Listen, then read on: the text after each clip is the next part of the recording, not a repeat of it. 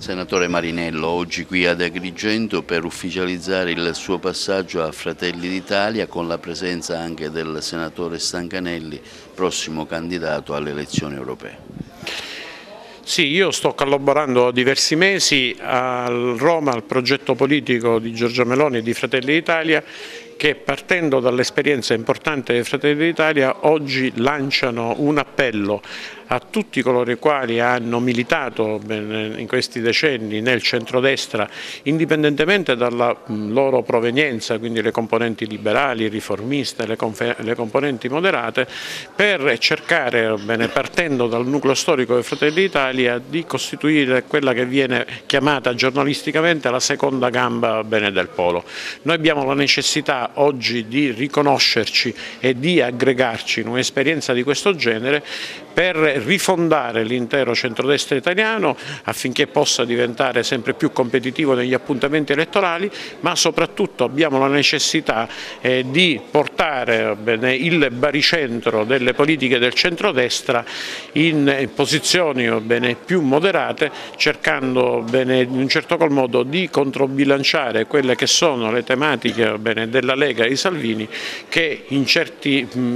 argomenti non ci piacciono e non ci convincono, ma che soprattutto temiamo per le caratteristiche del messaggio, a mio avviso economicamente non soddisfacente,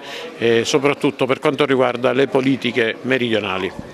Quali possono essere i risultati futuri di queste elezioni politiche europee? Si potrebbe andare a un nuovo appuntamento considerando i dati almeno che danno un centrodestra vincente? Ma evidentemente nessuno ha la sfera dell'indovino e quindi non si può assolutamente prevedere il futuro. Sicuramente ci sarà un dato importante per il centrodestra nel proprio complesso, ma oggi il vero problema dell'Italia non è tanto l'elezione anticipata, ma trovare una via d'uscita alla situazione disastrosa, al pantano economico e anche sociale in cui questo governo, questa maggioranza ha ricacciato l'intero Paese e anche il meridione d'Italia. Si presenta oggi un nuovo progetto politico, il senatore Stancanelli lo ha illustrato a questa assise politica ad Agrigento, ma anche per sottolineare il sostegno alla sua candidatura e a quella di Giorgia Meloni in Fratelli d'Italia. Ma sì, io sono qui stasera, ho ringraziato l'onorevole Marinello per aver organizzato questo incontro, che è uno degli incontri importanti